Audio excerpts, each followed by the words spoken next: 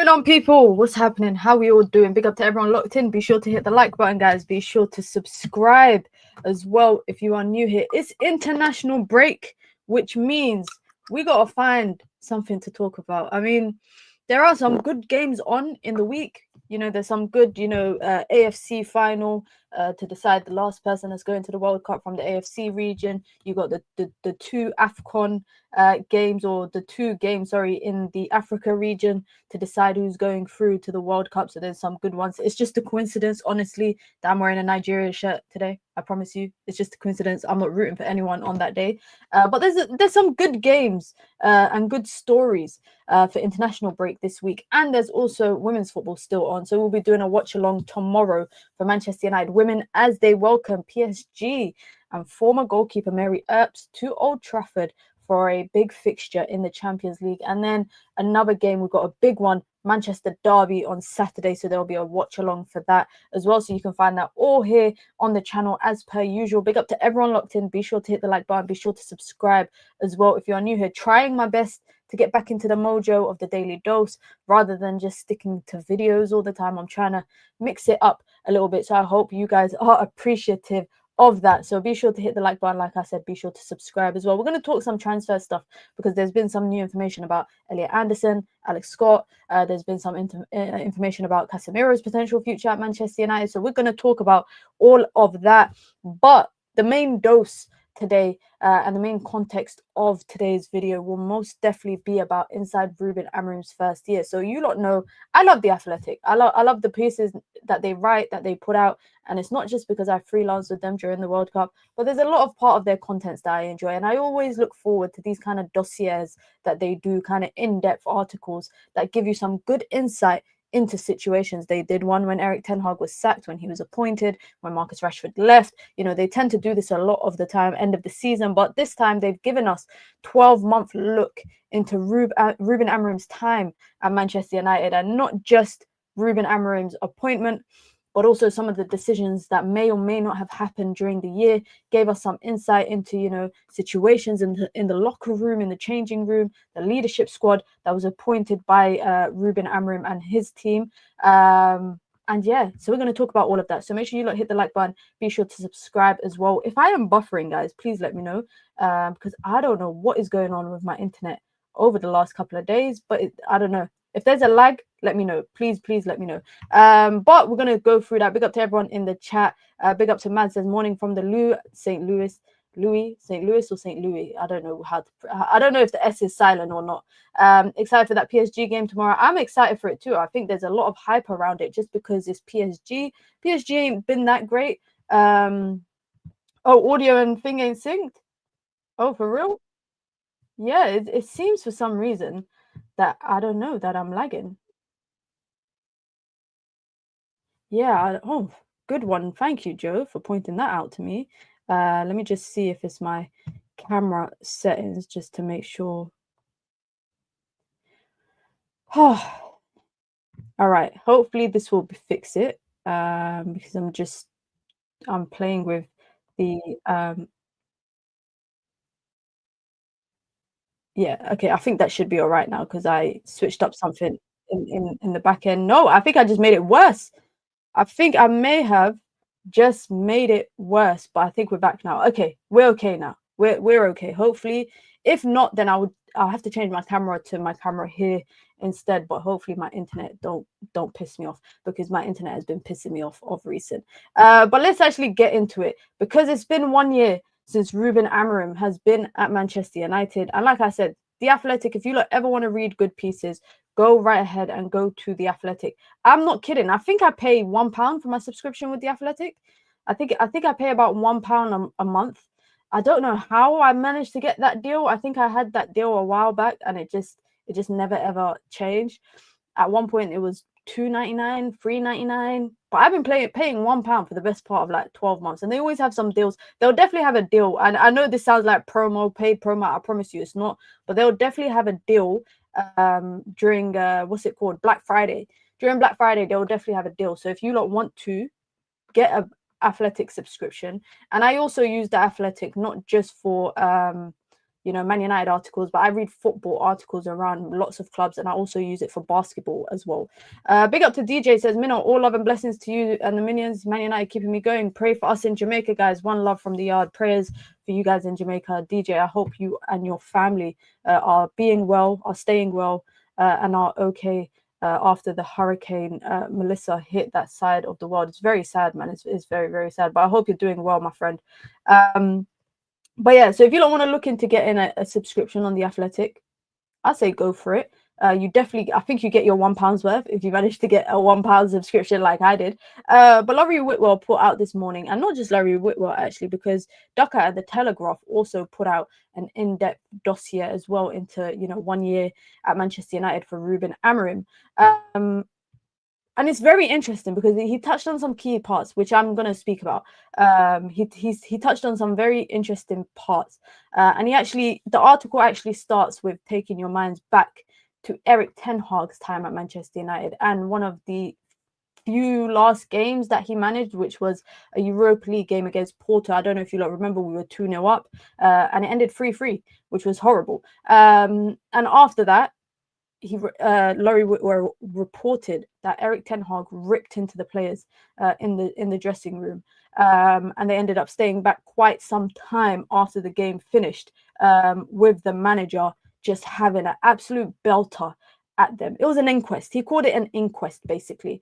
And then when Erik ten Hag finished, some of the senior members of the team, including Bruno Fernandes, stood up and asked the coaching staff and the manager to leave the room, the dressing room, so that the players could discuss things amongst themselves, which that happens sometimes. I've definitely seen it happen before, because it creates a kind of safe space area for the players, most importantly, to just say what they want to say. Now, when that happened, and it wasn't the only time that happened under Erik ten Hag, it's been reported as well that happened quite a few times. It also happened off the back of a loss against Newcastle back in 2023.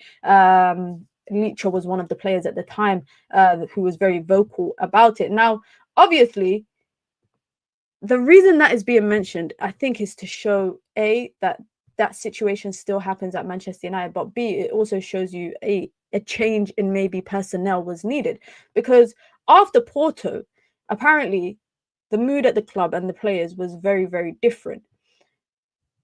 More than one player took exception to the way that Erik ten Hag criticized the players, and one of them who was very vocal and open about it reportedly at the time was Diogo Dalot, who suggested to his teammates that they would have to summon up performances regardless of how they feel about the manager. And the reason why that kind of makes me laugh, because you think back to then, right? Porto, then a couple of games later we play West Ham. Who was it that missed that one-on-one chance that essentially led that game, that loss against West Ham, led to Erik ten Hag getting sacked? It was Diogo Dalot. Now, appointing Ruben Amorim was never a erratic decision. I think The Athletic have shown time and time again in their articles with their evidence that it wasn't a decision that was just made like that by Manchester United. It was something that was they flirted with the idea in the summer.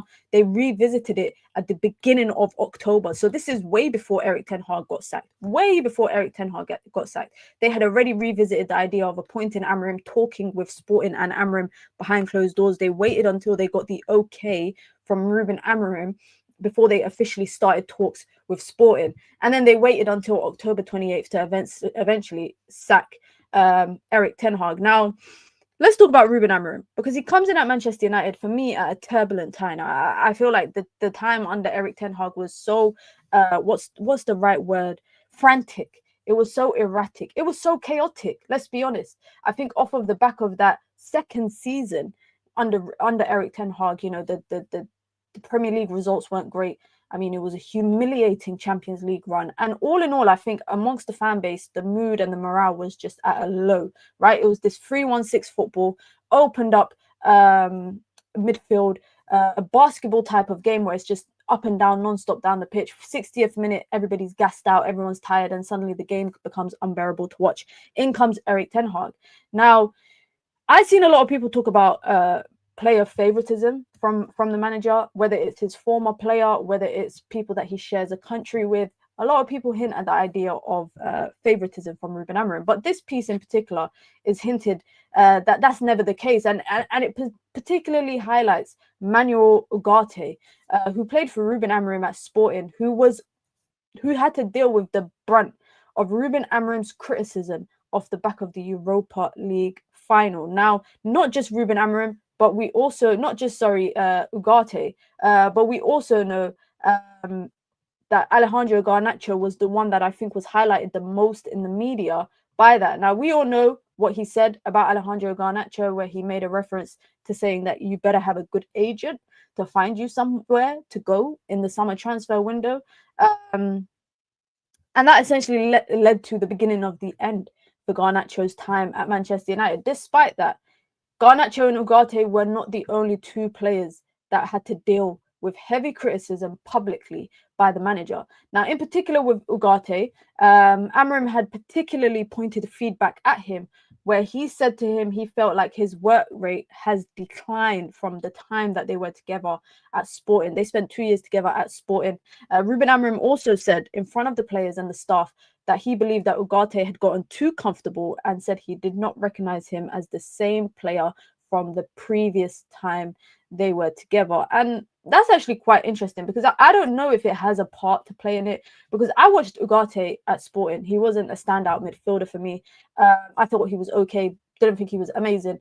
But I also think that maybe his time at PSG had caused a bit of a decline in his performances, if the manager feels like there's a decline in the way that he plays. But equally with saying that, I look at him as a player. I look at Ugarte as a player, and I wonder, what he was doing at Sporting and the standard that Ruben Amorim expected from Ugarte from his time at Sporting. Is it the same level and the same standard that you would expect at a top Premier League club in a competitive league? Because I say this all the time. I think if you want physicality and adaptability for your midfielder that you're bringing in from another European league, I always think you should look at the French league, because that, I think, is the easiest way to kind of adapt to the Premier League. You look at right now, you look at some midfielders that have come from Germany, etc., struggling with the pace of the league, the physicality of the league, etc. And I think that is not always the case if you sign someone from the French league. However, with the Portuguese league, yes, Man United did sign Bruno Fernandes, but a creative midfielder and a clean-up midfielder, in my opinion, are two different types of profiles, two types of different expectations, two different type of ceilings. So what you expect from one, you won't necessarily expect from the other. So with that, I'm trying to like counter Ruben Amorim's thoughts on Manuel Ugarte. I know, unfortunately, I don't think Manuel Ugarte is a fan favorite at the moment. I saw people absolutely hammering into him after the game against Spurs, and I don't think he was essentially to blame for all of the goals. But again, I just don't think there's a time and place consistently for Manuel Ugarte. With saying that, PSG don't want to play him either. I don't know if it's that they didn't want to play him, or whether they just didn't think he had the qualities that they needed in midfield. You look at PSG right now. Every midfielder that they got now, yeah, what do they share in common? All good on the ball. None of them are known to be ball hunters. None of them are known to be destroyers. None of them are known to be the players that you expect to hunt the ball down, and basically their only work is to clean up. Every midfielder that they have that starts in that team, whether it's Fabian Ruiz, whether it's João Neves, same João Neves that a lot of fans were turning their nose up at and wanted United to sign Ugarte over him, but them two, Vitinha, even Zaire Emery to an extent. There's a lot of midfielders that PSG have that their best attributes are what you want from your midfielder, i.e. good on the ball, press resistant, can deal under pressure, all of that stuff, which unfortunately Ugarte lacks. He doesn't have those. But again, that's neither here or there. But the next midfielder we have to sign, Ahmed says, has to be a PL midfielder. I think it depends on what kind of attributes you're looking for in your midfielder. Like I said, in the French league, definitely there's some gems you can find there. But equally with saying that, I don't think it's going to be it's not going to be the easiest of tasks for Manchester United to go into the summer transfer window to sign a midfielder from the Premier League. And the selling club is going to make it easy for Manchester United. We're going to get to that when we talk about Alex Scott and Elliott Anderson. But the going rate for just a average Premier League player right now who has 1 or 2 years experience in the league is about 50 million. That's the starting price. So if you want a quality midfielder, plus on top of the fact, consider, the 50 million pound starting rate, you'll find that you're going to buy a midfielder for 70, 80 million. Like, that's going to happen. And in my opinion, if you're spending that much on a midfielder, they have to be the next they have to be the big thing. Like, I feel like now, and it's not the same, but I don't think people really talk about Caicedo's price tag anymore because Chelsea are getting consistently good performances from him. No one's talking about the £100 million price tag. No one talks about Declan Rice's price tag because Arsenal regularly get good performances from him. So if you're going to go big on a midfielder in the Premier League and we're going to be forced to, your hand is going to be forced to pay 80, 90 million, you got to make sure it's cream of the crop midfielder. You've got to make sure that, because it's not going to be easy for Man United to go out and sign directly from the Premier League, because teams are just going to hold out for the price tag that they think is viable to get from the club. And that happens a lot of the time. Look at the summer transfer window right now. Man United spent time and time, negotiating with Mbeumo and just ended up paying what Brentford wanted, because the clubs are happy to wait. They know Man United got the money, and when they know you're desperate for a position that you need to improve, the ball is kind of in the core of that other team.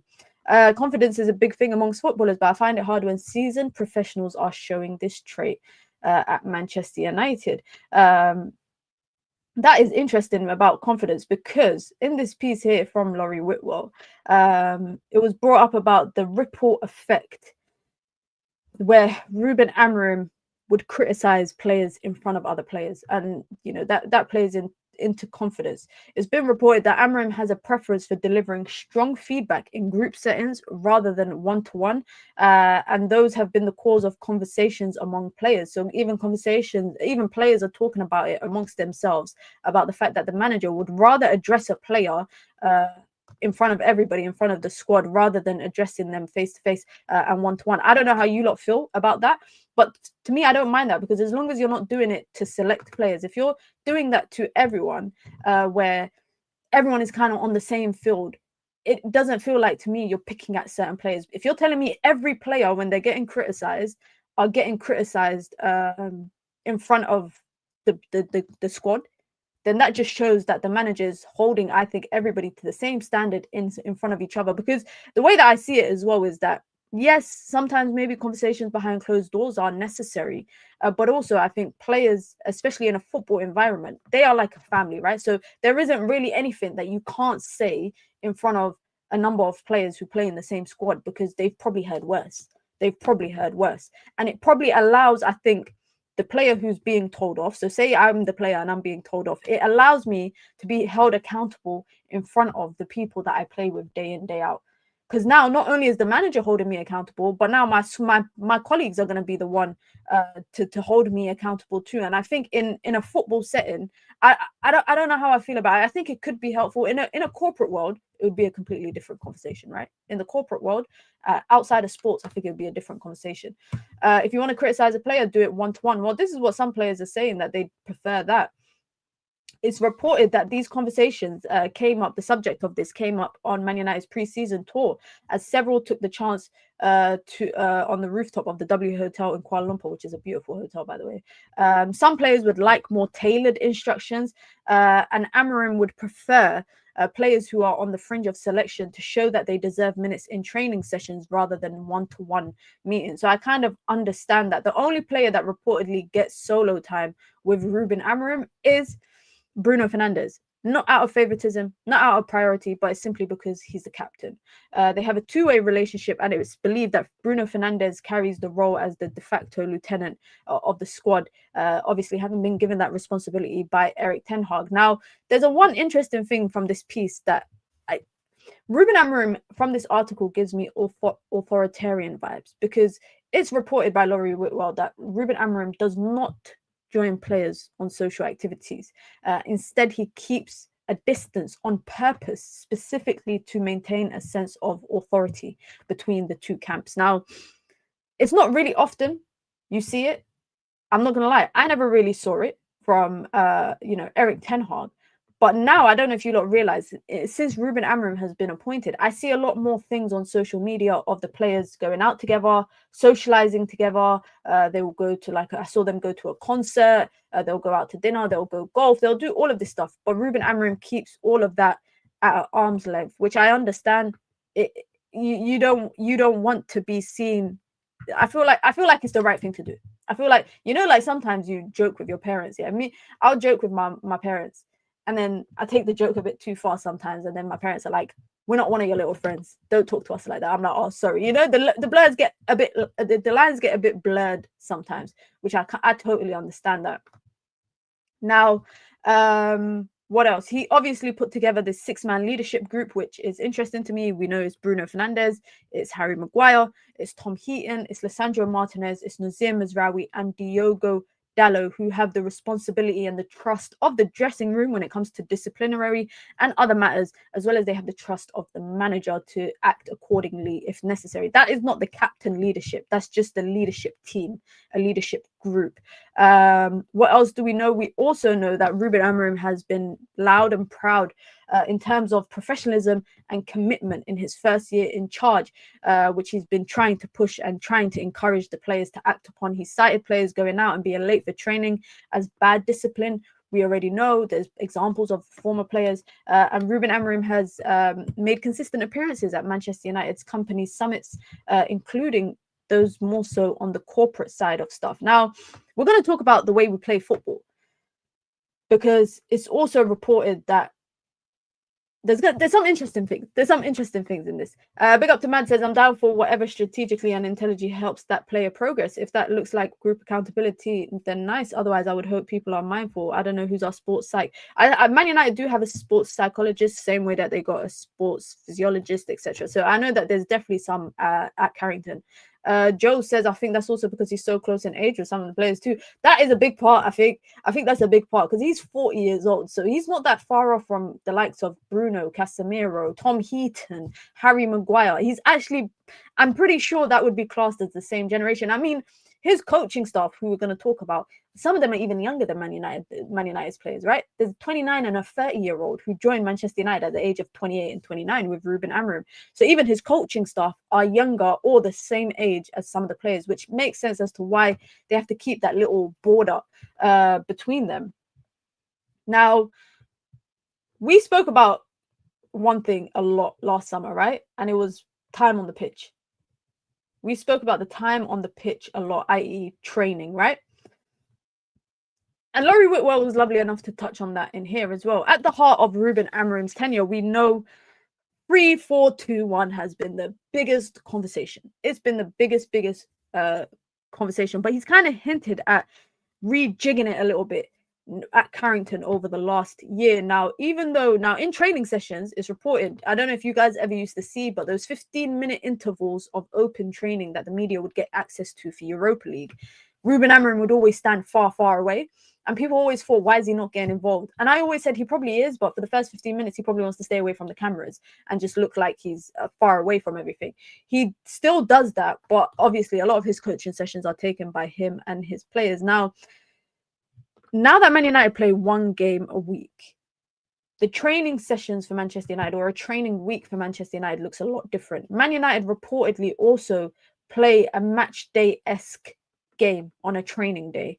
And then they have a recovery the next day, which allows their body, and this makes sense, it allows their body and mentally, it allows them to be up to par and up to speed with playing midweek games, hopefully, if that's to happen next season. So they'll play one full match in the midweek during a training session, a 90-minute game, and then they'll have a rest day with the hopes of the physical rhythm allowing them to prepare for European football next season. Now, there's another thing that Ruben Amorim, and this is why I say, guys, when I speak about the way Man United play, sometimes I say it's on the manager, but sometimes I say it's on the player, because it's even suggested here that Ruben Amorim during training sessions wants his team to rotate as one and instinctively know when to go and where to go.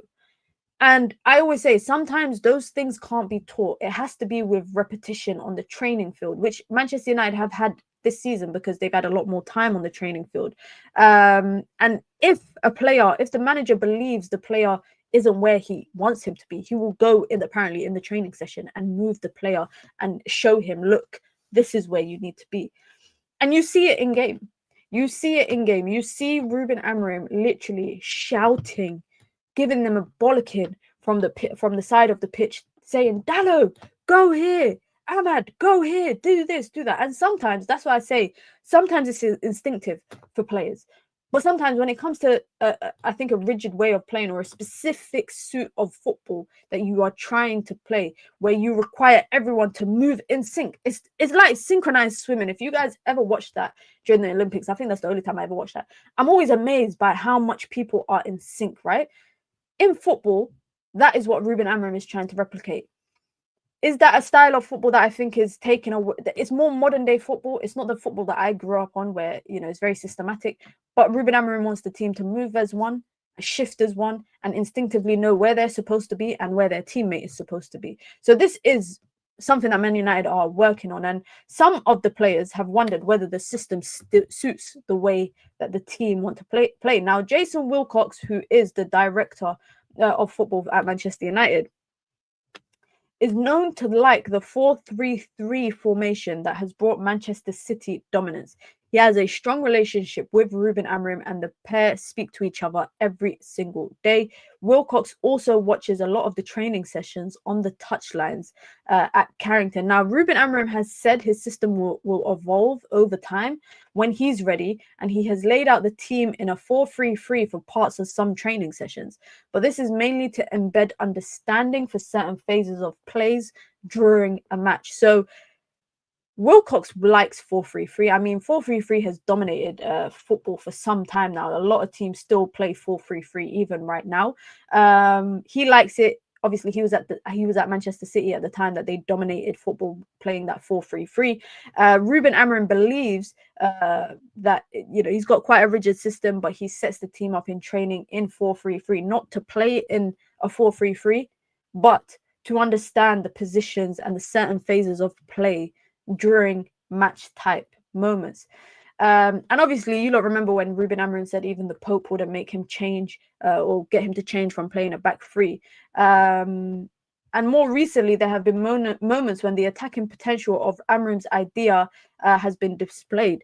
And this article is essentially giving credit to Mbeumo and Ahmad linking up on the right-hand side, because it's pretty true, I think.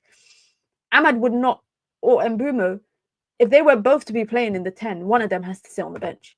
So Ruben Amorim has pushed more towards, okay, let's try and get both of them on the field by playing Ahmad as a right wing back. Now, will Manchester United deviate from a 3-4-2-1 that Ruben Amorim likes to play with his back three? Necessarily, we don't know. That is kind of, that is essentially the answer. Now, this is completely irrelevant, guys. But this part was quite confusing to me. I don't know why this was included. I accidentally stopped sharing. Let me show this part. This part confused me a little bit. It could be revealed that broadcasters TNT were going to tap into the fascination around United's form by inviting Frank, the man behind the United Strand social media account, to be part of their coverage for the Spurs game. Since last year, he's been growing his hair, gaining a following, vowing to only cut it once United win 5 in a row. I don't know what that has to do with Ruben Amorim's time at Manchester United. I think the only thing that it has to do with Ruben Amorim's time at Manchester United is just showing you that it's taken a long time for United to win 5 games in a row. I think it didn't. Nuno has just won 2 back-to-back Premier League games at West Ham, and he's a couple of months into his job. So I guess it definitely highlights that kind of stuff. It definitely highlights that kind of stuff. But here's this table that I thought was quite interesting. We've now approached a point in Ruben Amorim's 1-year tenure where he's officially played 38 Premier League games, right? Over the course of 2 separate seasons. This is where Manchester United would sit in the table if the Premier League table was based off of match day 1 being Ruben Amorim's first game as Manchester United manager, which was when we played Ipswich. If I'm not wrong, it was that 1-1 draw against Ipswich. So even had Manchester United's season started then, and then it came into this season, 38 games played, Manchester United would have still been in that lower part of the table. They would have been 14th place. In 38 games, Manchester United have won 12, drawn 9, and lost 17. We've lost the same number as Fulham have lost, and we've lost more games than the likes of Everton, Brighton, Nottingham Forest, Brentford, Bournemouth, Crystal Palace. The list goes on, with a -9 goal difference. So we'd be sitting on 45 points. It's funny though, because if it was based on that, Arsenal would have won the league. So I guess that's a good sign. I guess that's good that the table is not based off of when Ruben Amorim was appointed. I guess that's because we would have had to see Arsenal lift the title. But I think that puts it into perspective for us. I really think that puts all of this into perspective for us. And I really encourage you lot to read this article in depth if you get the chance. A few other things that were mentioned in this piece was about the bomb squad that was formed by Ruben Amorim, which some people felt like it could backfire. But obviously, the 5 players consisted of Rashford, Garnacho, Anthony Sancho, and Tyrell Malacia. It was a ruthless move, a reckless move, as some might say. But Ruben Amorim, I think, is showing he's open to feedback, because it's been reported that he did canvass for opinions on Malacia, who was the only one out of the bomb squad not to leave in the summer. And a lot of players at Manchester United spoke in favour of Malacia being reintegrated into the first team. I mean, the guy didn't do anything. I don't even know what the guy did today. Till today, we do not know what Tyrell Malacia did, aside from being friends with Marcus Rashford. We don't know what he did to be living in exile at Carrington. And then Ruben Amorim obviously took the feedback on from the players who fought for his reintegration, and then he made the bench against Brighton a couple of weeks ago. One thing that's improved under Ruben Amorim's time at Manchester United is Man United's injury record, and I could say that myself. I genuinely can say that as well, that I can see that Man United players are not getting injured as much. I remember under Ten Hag, we were falling like flies. One thing that Ruben Amorim has accepted is he refuses to select players who are at risk of a potential injury, which I think is very, very important as well. Now, you lot love XG, right? Everybody, as United fans, seem to love talking about XG. So let's look at how Man United's non-penalty XG for and against has changed over time from Ruben Amorim's tenure at Manchester United versus Ruben Amorim's, and we're gonna go through this data. It's based on a 10-game rolling average, so you can see expected goals per a game versus which point of which match this is. The bottom axis is the match number, so 38 games. Obviously, Ruben Amorim didn't coach for 38 games last season, and he's only coached 11 so far this season. Blue is 4, so it's the chances that United are creating. Red is against, right? That last season looks bad. You guys can't tell me there's not an improvement. And let me zoom in, because I need to show you lot that there is absolutely an improvement, because those colors for last year, here it is, yeah? This is last season. Blue is 4 goals that are XG for United, and red is against us. So we were conceding a lot of XG per game, right? I mean, at some point, look how high it is. I mean, under Eric Ten Hag, you saw how bad it got. And the best way I think you can see this, the most important way to see this as well, is just see the change in the 2 seasons under Eric Ten Hag. You can see the 2 changes under Eric Ten Hag in the 2 seasons, how good Manchester United were at having a low XG against versus 4.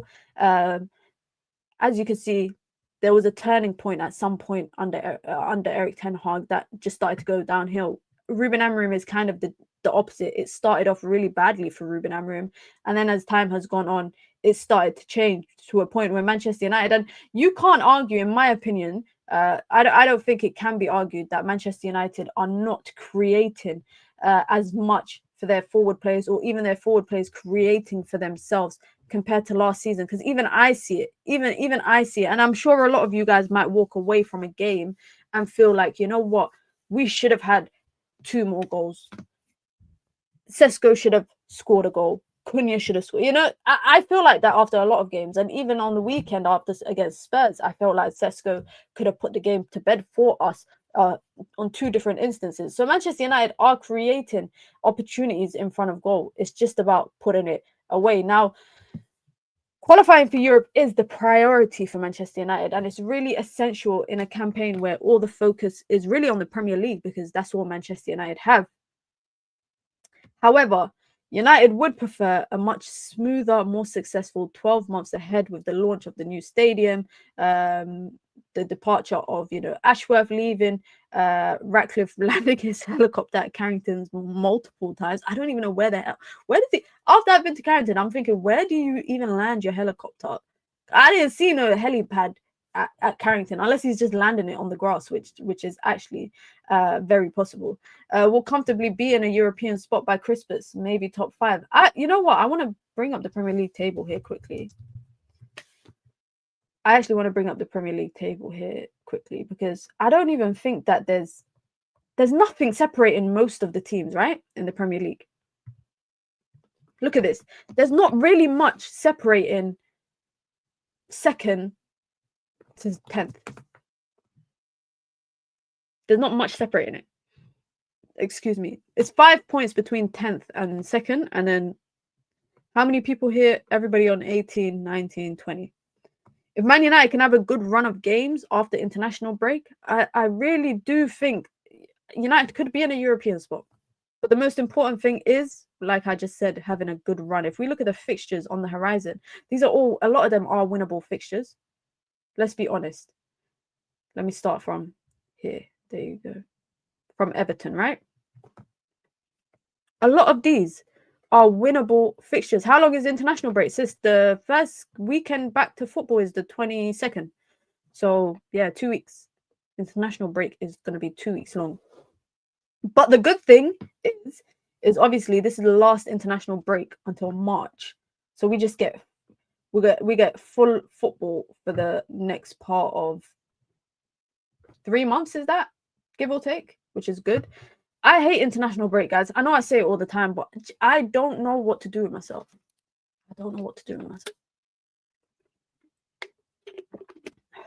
I'm thinking like the next 2 weeks, I'm glad I've got a lot of shoots and whatnot because at least I can keep busy with that. But be sure to hit the like button if you've just come through. Be sure to subscribe as well if you are new here. Big up to everyone that came through over the last couple of videos that I dropped because I gained a heap of subscribers. So welcome to all of you guys. If you want to join the membership club, you can. It's the pinned comment in the chat. You get your badges, you get your emojis, you get your custom member content, and we got a new badge in the chat as well. I just dropped it right there. It's the road to 20k, like Riri said. So be sure to subscribe, guys. Be sure to like as well. If you want to join the membership club, you can. It's the pinned comment in the chat. You get your badges, you get your custom member content, and of course, you get to support the growth of the channel, and you get the custom emojis in the chat as well. And if you want to support the channel in alternative ways, you can by sending in a super chat. We've got a super chat goal here on the stream today. You can send in a super chat with your comments, with your thoughts, with your questions, or just to show some love. As an independent content creator, your support goes a long way to improving the quality and the output here of the content that I produce on my channel. We got a watch along tomorrow, Man United women versus PSG. It's at 8 p.m. UK time, but I'll be live about 15 to 20 minutes before, so make sure you lot come through for that. And then we've got the Manchester derby for the Women's Super League on Saturday, so make sure you guys come through for that as well. But if you're looking at these games and look at this 30 points, come on, let's not do this. 10 games for Manchester United, or on the screen right now is 1, 2, 3, 4, 5, 6, 7. 7 games, right? Up until the end of the year. I think the last game of the year that we play is Wolves. So if we include that Wolves game, we've got 8 games left of the calendar year, right? And this run of games here is always, for me, the most important ones in that period, because there's not much time between a lot of the games. It's a couple of days between each of them. And Manchester United are playing, 26th we're playing Newcastle, and then 30th we're playing Wolves. So those are the 2 games I think I'll be on holiday for. But it's all right. I'll still do reactions to those because I'll watch those games. But these are all important games for me, in my opinion. But also some of them are the boogeymen teams that we've come up against the last couple of years that we've essentially kind of struggled with. 8 times 3 is 24. Out of 24 points, how many points do you guys think we're going to get? How many points do you think is realistic enough to get? I think we could beat Everton. I think Palace will be a tough game just because it's Palace and the way that they've been under Glasner, and another team that has had our number for the last couple of seasons. I'd expect us to win against West Ham. I'd expect us to win against Wolves, who are rock bottom of the league. Bournemouth is an interesting one, right? Because I feel like Bournemouth are a tricky team to come up against because you don't know what Iriola ball you're going to get. You don't know what Iriola. I just watched them lose 3-0 on the weekend, but I still like Iriola and I like Bournemouth and I enjoy watching them. But when they are bad defensively, they are poor. Man United haven't exploited that well enough. They've lost their entire backline. They've got an entirely new backline. Semenyo is one of their main threats, but they got Krupi as well. So even Bournemouth might be a tough game for United. Bournemouth could be a tough game for Man United. You've got Aston Villa, who started off poor, finding their feet. You've got Newcastle, who are down in the dumps right now. They're performing midweek and then they're losing on the Premier League. And then I just realized, guys, we play Wolves twice in quick succession. Guys, why are we playing Wolves twice in the same month? We play them away and then we play them home. I've never seen that happen in the same month. We play the same team home and away in the same trophy, which is the Premier League in this instance. I remember there was a time we played like Wolves 3 times in the space of a month because we played them in a cup. So I don't know. Maybe we always tend to play Wolves the same time. I don't know. 15 to 16 points. That's not bad. Riley says definitely not winning at Palace. We might get 18. 18 ain't bad out of 24 points. 11/18 points. That's not too bad. Big up to Ridwan says W versus Bournemouth. I think we could beat W versus Wolves. I think we could beat Bournemouth and Villa. 2-0 versus Everton. It'll be a draw versus Palace and a W versus West Ham. Replaying all the teams after game week 19. I know we play them, after game week 19 again, but why are we playing Wolves again? why do we play the teams that we played in August or September? I guess it's all about fixtures, listings and whatnot. Palace is winnable, same way we should win against Spurs and Forest, but we didn't. So I think that's the main thing. We didn't. Let's talk transfers, guys. Actually, let's talk one thing that Ruben Amorim said, and I didn't really get the chance to touch it because I didn't stream about it. But ahead of the ahead of the Spurs game, Ruben Amorim said that Bruno Fernandes needs to be ready for a rotational spot next season. As we know, Bruno has started all of Man United's games this season, especially Premier League games. He started every single one, and is only second to Matthijs de Ligt for minutes played.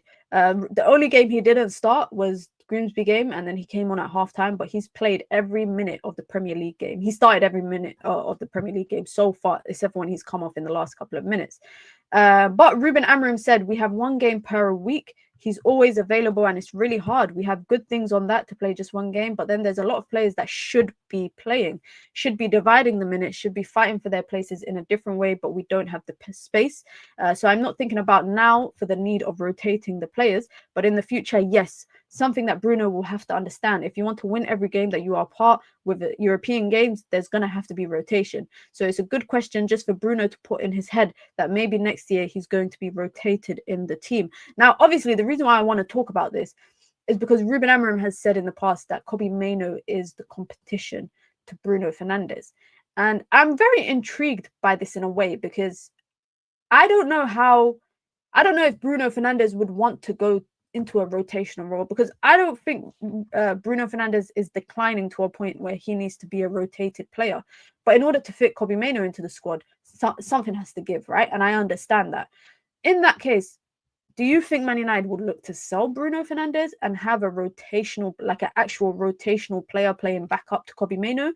Because Kobbie Mainoo playing back up to Bruno, or Bruno playing back up to Kobbie Mainoo, for me is intriguing, because it also helps the fact that Bruno Fernandes is 31. He's going to be 32 soon, right? I think his birthday hasn't happened yet. So he'll probably be 32 by the next season, which means that he will be age-wise on the decline in top level of football. And rotation makes sense. It makes sense. And I also think Bruno Fernandes, as much as you guys have your, like, a lot of people have their opinion on him, if he was to accept less money, a downgraded contract, essentially, for a downgraded role, I think Bruno Fernandes would be a key person to have in the environment at Manchester United, because I've seen firsthand his influence, and we've seen it firsthand, his influence and impact in the dressing room, amongst the players, amongst the staff. Like, the staff at Manchester United love Bruno Fernandes just because he's not really, he doesn't have the ilk and behavior of a footballer. Like, he's a person and he treats people like that. I don't know if you guys saw a couple of games ago, but he came out with 2 kids at Old Trafford, and those 2 kids were the kids of a employee at Manchester United who I think was leaving after like 20 years. So Bruno Fernandes said that he wanted to walk out with his kids as a thank you to him. So for me, it's trying to understand, okay, if Bruno Fernandes is going to stay in a rotational role, is he going to take a pay cut? Is he an influence? Like, if you decide to sell him, are you willing to let go of that influencing factor that he has in the dressing room? I mean, he's the captain, number 1. Number 2, he's part of the leadership team. Number 3, I think he's a well-respected guy at Manchester United by the players as well.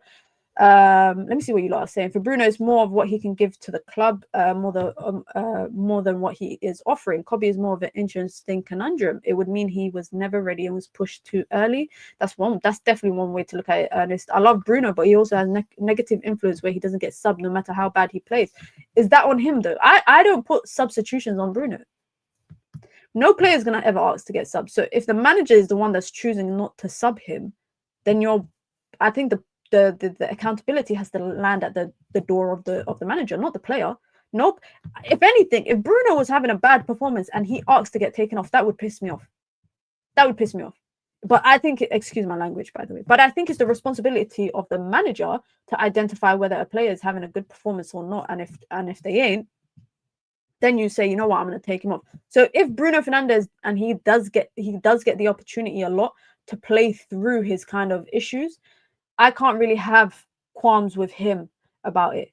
It's more so those qualms would have to be with the manager. We should have cashed in on him in this summer.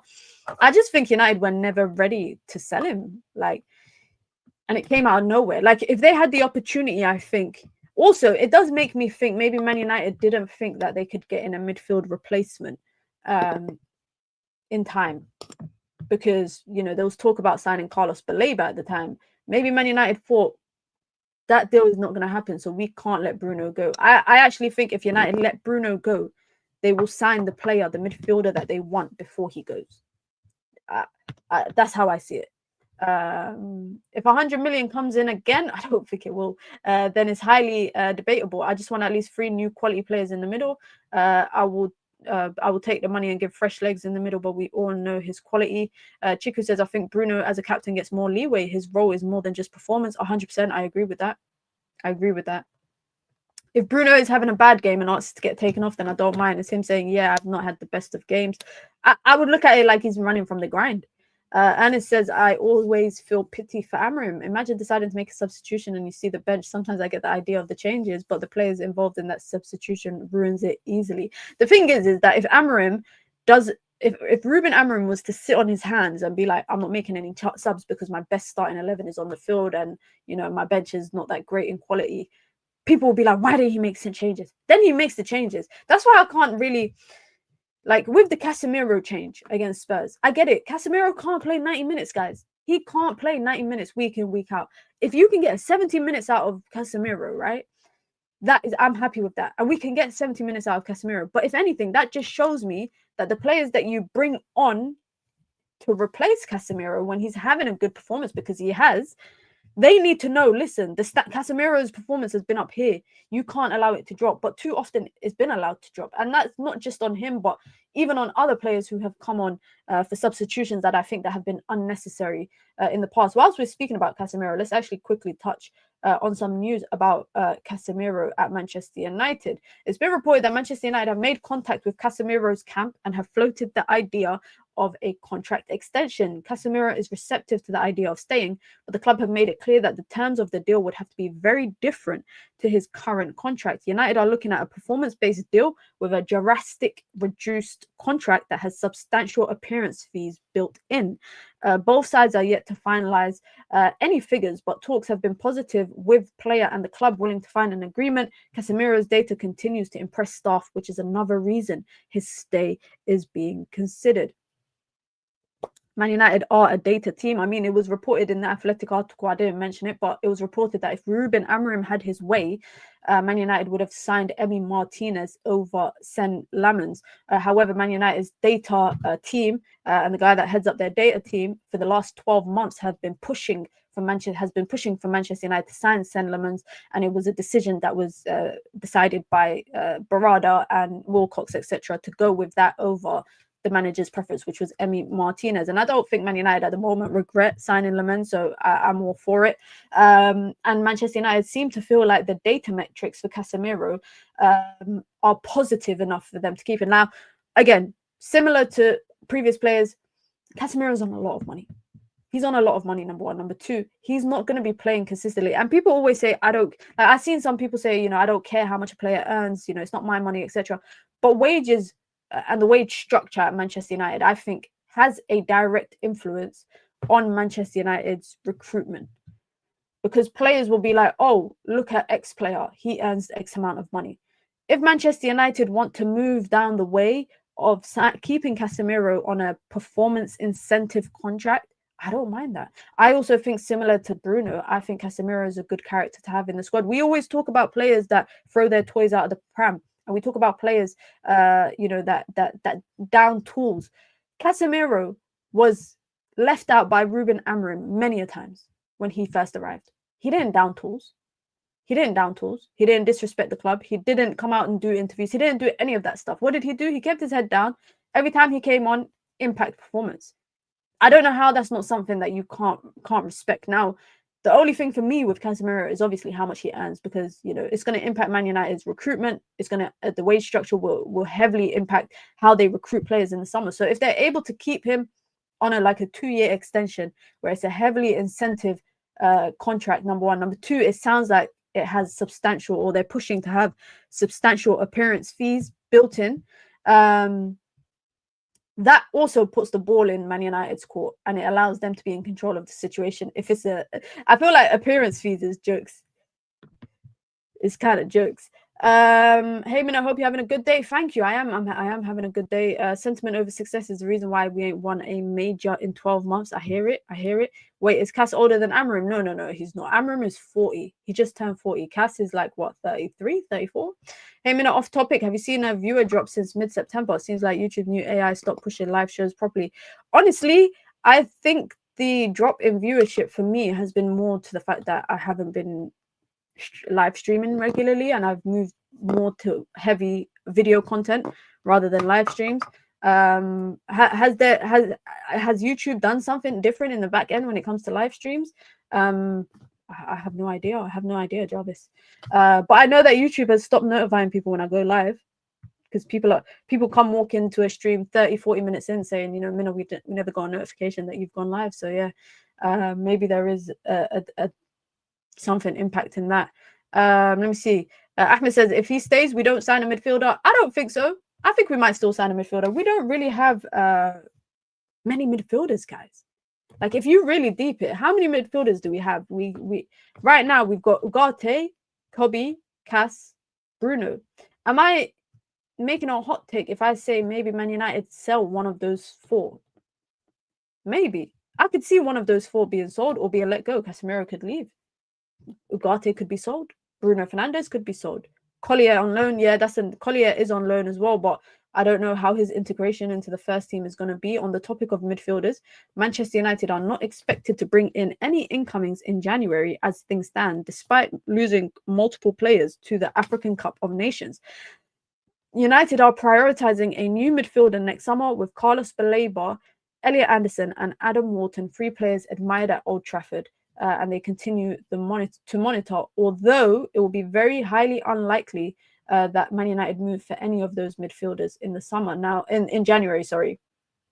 Another name that has emerged for Manchester United is a very good player, I think, goes under the radar a lot, and I'm glad he got his first England call-up, is Alex Scott. Alex Scott reportedly is an emerging name as a real target for Manchester United, and United are well aware of his talents. I'm told they watched him and liked him during his Bristol City days, but now believe he is maturing into a dominant player. We know there are multiple big names linked to Manchester United heading into the new year and the summer, but keep an eye on Alex Scott. He's a possibility for a number of clubs, and that includes Manchester United and one more other player that's been linked to Manchester United as a midfielder. Fabrizio Romano has said that Conor Gallagher could be an opportunity for Manchester United, but Atletico Madrid didn't want to let him go in August. Something could happen in January. Another player, Angelo Stiller, is also a player that is appreciated from Stuttgart, but he doesn't believe, Fabrizio Romano does not believe that the German club will be looking to sell one of their main stars in the January window. January could be a difficult window. It's not going to be easy, and there's going to be a lot of opportunities in the summer to sign someone, and it's certain Manchester United in 2026 will add at least one midfielder. Let me see if I can bring up midfield target. Let me see if I can bring up a picture of all of them together.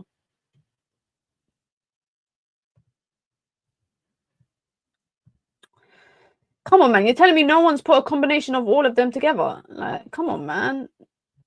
Come on, man. I just need one picture of 6 midfielders on bloody one. What's it called?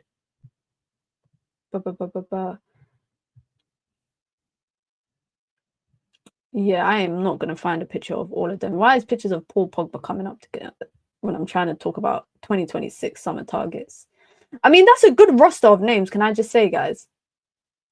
Can I just say that the names that I've seen so far is actually a good roster of names for Manchester United. I think the biggest name out of all of them is obviously this guy here, Elliott Anderson. And I remember, go check it out if you guys want to see. I did a video. I want to see when it was, because it'll be further down my videos. It would have been a video that I did in the summer. Says it's called 5 midfielders that Manchester United should sign. I did a video and I mentioned Elliott Anderson. I mentioned Angelo Stiller. I mentioned Lamine Kamara. I mentioned Baleba. I can't remember who the other player was that I mentioned. But it feels like, I don't know if you lot feel it, but I feel like a lot of the talk that's picking up traction right now from multiple different reporters is the Elliott Anderson stuff. It's been reported that Nottingham Forest also value him at over £100 million. And this is what I was saying earlier, right, at the beginning of the stream. Anybody that you sign in the Premier League, their starting price is 50 million. And then for every year of experience that they have, add 20 million. And eventually you're going to find yourself at the buying price. Now, I'm shocked. I'm very, very shocked at the way that a lot of fans have started to turn on Carlos Baleba and turn their noses up at him over the season that he's started off with at Brighton. There's still a quality player in there, guys. There is still a very high level, floor raising, ceiling raising, whatever you want to call it, midfielder in Carlos Baleba. 100 million, I feel like, is just now going to be the going rate for anybody in the Prem. Anybody in the Prem is 100 million is going to be that going rate. Out of all of them, who would I prefer? If you were to say to me, Adam Wharton, Carlos Baleba, Angelo Stiller, Elliott Anderson, I'm going Elliott Anderson, guys. I am going partner Elliott Anderson. I would love Carlos Baleba as well, because I think he just would take off a lot of work rate off of other players in the midfield. But realistically, I don't think Carlos Baleba is going to be the easiest of transfers. Just quickly on outgoings. I mean, the teams that this guy is being linked to, he's now being linked to Everton. Joshua Zirkzee reportedly is high up on Everton's list of possible striker targets if he was to become available in January. And I said this time and time again, even though Ruben Amorim has said Zirkzee and Maino are not going anywhere, if any of the two of them were to leave, I think it will probably be Joshua Zirkzee. Generally speaking, I don't know why, but I think it would be Joshua Zirkzee who would leave. But listen, guys, be sure to hit the like button. Be sure to subscribe as well if you are new here. Trying to get back into the groove of consistently doing streams, which I haven't been able to due to, work and shoots and just always on the go. We've got a watch along coming tomorrow, God willing, inshallah. Manchester United women versus PSG, which is a huge one, because if you lot are not following women's football, there's been a lot happening because of Mary Earps' new autobiography that's come out. I don't know if you guys have seen. Mary Earps had an autobiography that's come out, and it's rubbed a lot of people the wrong way, including Chelsea fans, a couple of United fans. So I don't know if she's going to get booed at Old Trafford after the way that she left Man United. I don't know what's going to happen. It's her first return, but it's also Champions League football as well. So it's nice to see. When people say there's no Champions League football at Old Trafford, they're lying, because there is. The women aren't playing. So we're going to have a watch along tomorrow as well. So make sure you lot come through for that. We'll have a watch along as well on Saturday afternoon, because Manchester United take on Manchester City in the women's Super League, women's team. A nice derby will be a nice, and also it's going to be Jess Park's first matchup against her old team. I'm rocking my national team. Yeah, shout out to everyone from Nigeria, because I'm rocking a Nigeria shirt today. I was trying to film a video earlier today that was showing my kit collection, but then I just stopped halfway through because I got too much shirts. So I think I might have to do like part 1, part 2, part 3. And I'm in the middle of refurbishing this stuff here. I need to put up this shirt, which is my newest favorite signed shirt from Brian and Bumo. I don't know if I would do a giveaway for it, because I don't know. I haven't decided if I'm going to keep it or do a giveaway for it. Yeah, I don't know. I haven't decided. I haven't decided yet, but I do need to. I'm going to put this one up, hopefully, that I got from last week. How are the crowds at women's game? Is it similar to men's? No, it's not. It's not similar at all. It's a lot more family friendly. They're trying to bring in that rivalry side. You know, you see fans of like opposite teams sitting together. It's not really like men's football, but they have, Man United have a big fan base that follow them around everywhere. So it is nice because they've got like a proper ultra kind of vibe that follow Man United women home and away, and now in Europe as well. I'm thinking of going to Turin for Man United versus Juve, maybe experience one away day in the Champions League, but I haven't decided that. Not yet. I hope they have the derby on YouTube on Saturday. I don't know if they will. Let me see if it's on BBC or Sky. The game will be 1:30 is a random kickoff time on BBC. I hate when it's on BBC, guys. I'm sure you lot see when I do watch alongs how much I complain about the game being on BBC. But it's going to be on BBC. What else are you lot saying? That book has not done her any favors. It really hasn't. It really has done her no favors. I never even got around to it. I just read the articles by it. I said I'm not wasting my time reading this book. But yeah, guys, be sure to hit the like button. Be sure to subscribe. Is there anyone live right now? No one's live. I guess it's because it's international break, isn't it? Nobody wants to talk about football. Before we head out, Ridwan's dropping some news. Manchester United are monitoring Wolves midfielder João Gomez. United will prioritize signing number 6 next summer. He's a good player. We should have signed Matheus Nunes a couple of years ago before he went to City, guys. I will die on that hill forever. We really should have went for him. Or we should have went for him before he even joined Wolves and he was at Sporting. He would have been a good signing. Now he's a right back because of Pep. But he would have been a good midfield option. But listen, guys, be sure to hit the like button. Be sure to subscribe. I'll catch you lot all on tomorrow's watch along, inshallah. And if you're not there, then I'll hopefully catch you on the Daily Dose. Hit the like button on your way out, guys. I'm out. Peace.